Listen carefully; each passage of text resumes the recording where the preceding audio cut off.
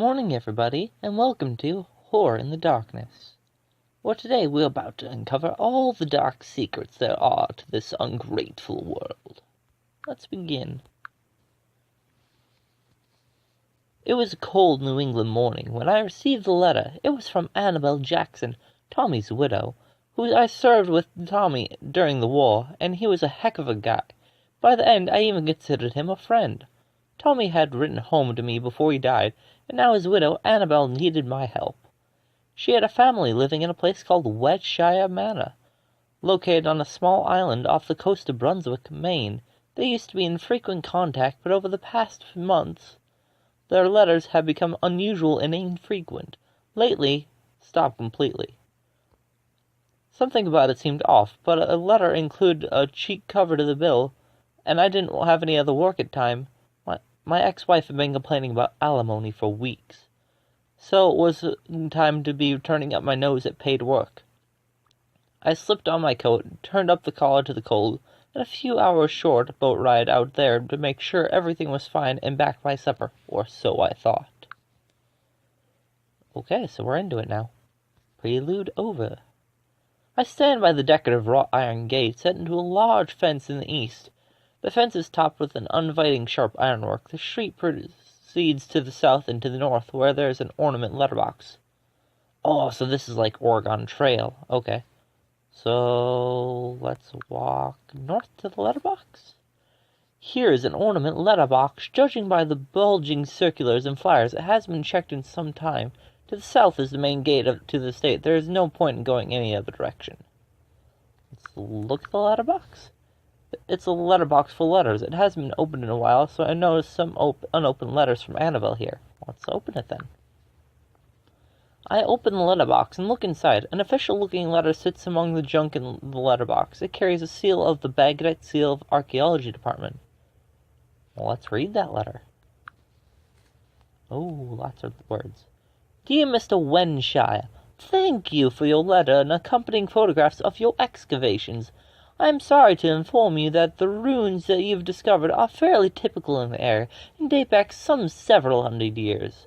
While we will send a team to recover what you have discovered in the interest of historical preservation, there is nothing extraordinary that I can see from the photographs, certainly nothing that relates to our folklore surrounding your estate. Yours faithfully, Professor Ashdale. Who could this Ashdale be, I wonder? Okay, walking back south. Walking south again. This is an empty street, much like all the other empty streets I had seen before. A streetlight flickers above the cast-off eerie light. To the north is the main gate to the estate. Lying in the gutter is a newspaper. Look at the newspaper. It's a copy of today's newspaper. Read the newspaper. It's not much of interest. Back page is a story about a string of recent pet disappearances in the area.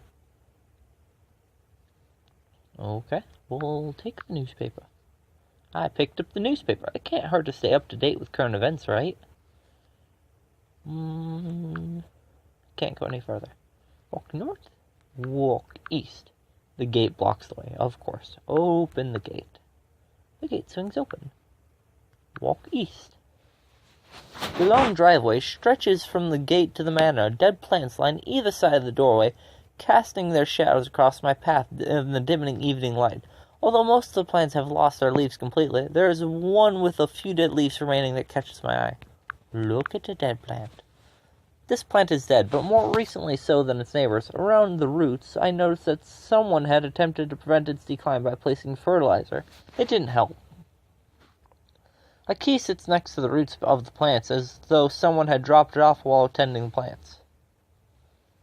Well, take the key.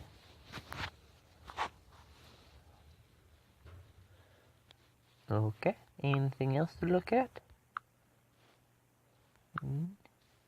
A small key which I presume belonged to the gardener. I want to push the dead plant. I want to take the dead plant. I want to open the dead plant. I want to pull the dead plant. I want to read the dead plant. Wait, I have a map. Hint, and inventory. Ah, okay. So let's continue east.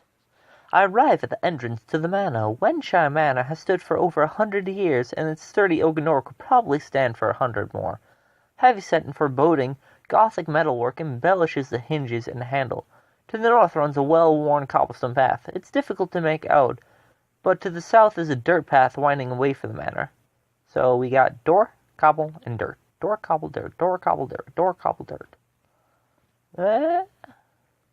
We shall be right back with that choice. Okay, so I suppose we'll want to go to the front door and see what happened to the family. Let's go east. The door is locked. We'll need to either find a way to unlock it or find another way into the house. Well, let's see. Use inventory gardener's key on the oak door. The key is far too small to fit in this door. Well, fine, I guess I won't go in then.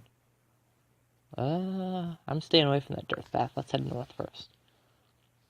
Dead trees line this path that leads away from the entrance to the manor. Along the northern wall of the house, what must have been a spectacular path is now a bleak reminder of whatever pestilence is affecting this area. Look, nothing to look at.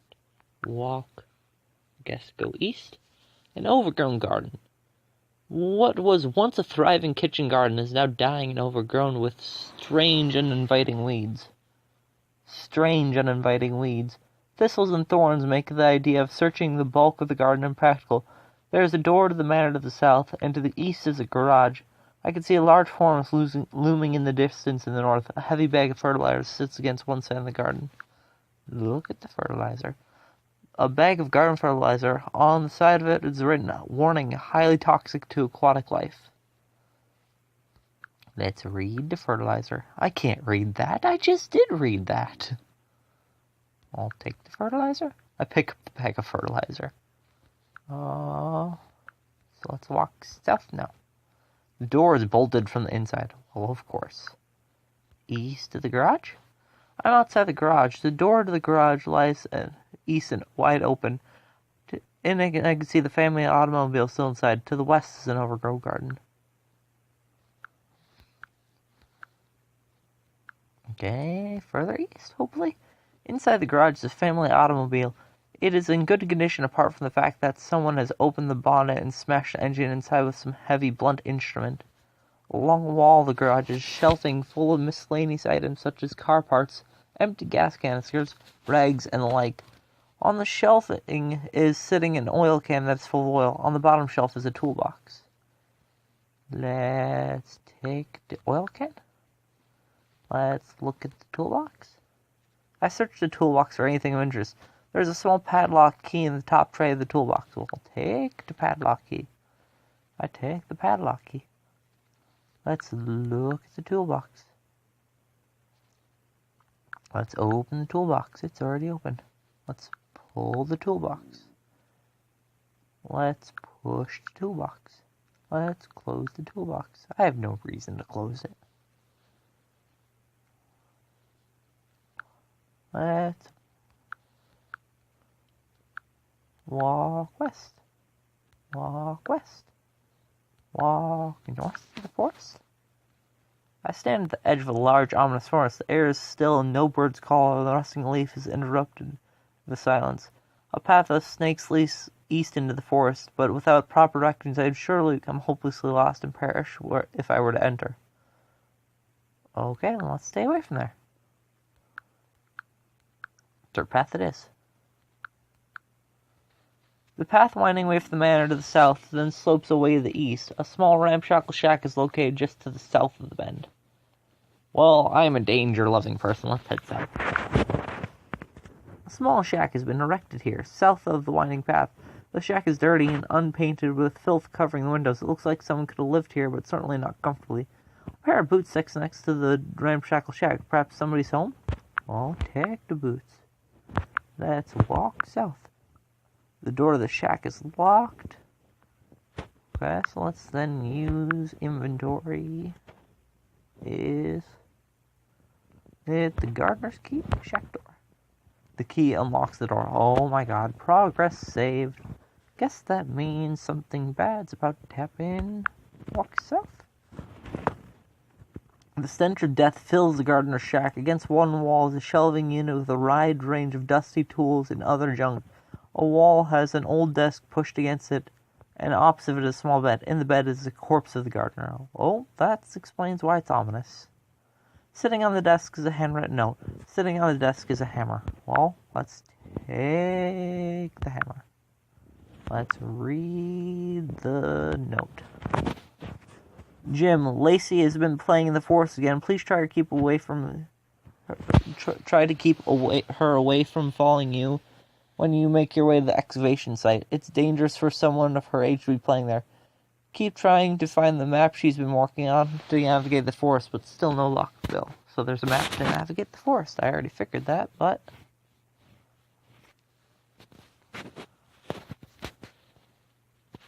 Okay, so let's look at the shelves. I quickly searched the shelves. The box match is the only useful item on the shelves, unless I wanted to take up a career in landscaping, which after I've seen so far is pretty tempting. Let's take the matches. Let's look at the corpse. He looks as though he's been dead for a few days. His pallor and sickly greens of his skin is covered with open sores. There's no other indication of how he died, so I only assume that it was from the strange illness. His face is fixed with an expression of sheer terror. I wonder what he saw before he died. Let's open the corpse. I can't do that. Of course you can't. Let's look at the corpse.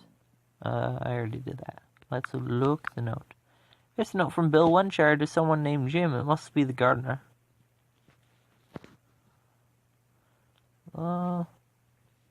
Let's push the corpse.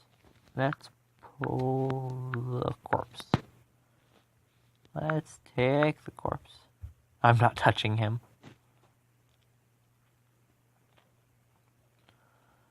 Okay, walk back north. Walk back north. I can now walk east. A small lake sits eerily next to one of the walls of the manor. To the north, beyond the lake, is a window for which I could gain entry to the house. For some reason, the lake fills me with a sense of deep dread, even though something is watching me from just beneath the surface, waiting to pounce. It is still evening, but I could have sworn I noticed a ripple a minute ago. To the north, I would need to get past very close by the lake, which means unwise if I were to take some precautions. The path also winds to the east and begins to climb a slight hill. Next to the shore of the lake is an old boat.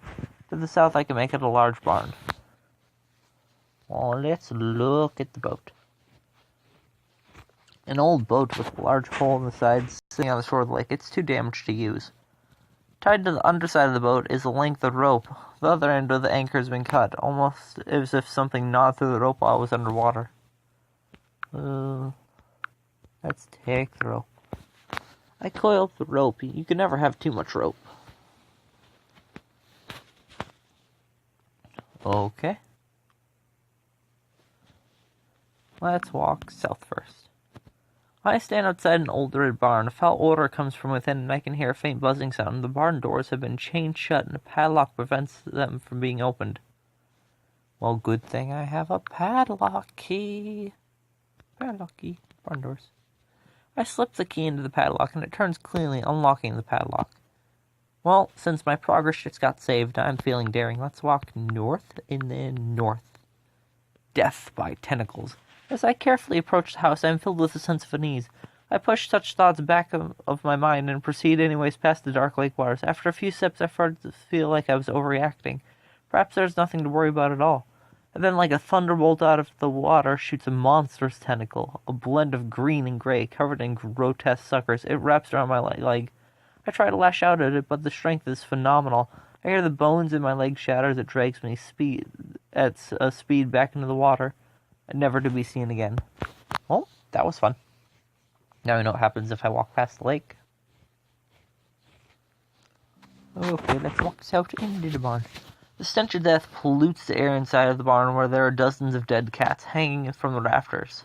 The air is thick with flies. Whoever did this was truly disturbed. Hanging from the center rafter is the body of a boy in his late teens. It is hanging out of reach, suspended by a rope which is bound to a nearby post. Let's look at the rope post. The body is suspended by a rope tied to a nearby post. The knot is too tight to undo with the weight of the body on it. It will need to find a way to cut the rope. Fine. Walk. Oh, wait, no. Walk to the south. Look at the hanging body. At this distance, it is possible to give an exact cause of death. However, the large pool of blood under where he's hanging seems to suggest that it was violent. Fine. North.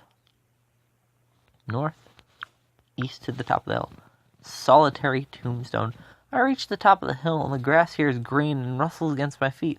Whatever pestilence has taken hold of the manor has yet to find its way up this far. At the topmost point of the hill sits a solitary tombstone. It looks as though it has been here for several years. The view over the estate from here would be majestic, if not for the fact that most vegetation below has died and the manor itself is dark and unwelcoming. Well, let's look at the tombstone. It's a clean tombstone sits here. It looks as though it's been kept up until recently. Someone has been coming here regularly to tidy up the area. Let's read the tombstone. Rib Shelley Welshire, 1928 to 1951. Taken too soon. Let's push the tombstone. Ba-da-da-da. Better leave that where it is. Let's pull the tombstone. Ba-da-da-da. Better leave that where it is. Let's open the tombstone. Let's take the tombstone. I already did that.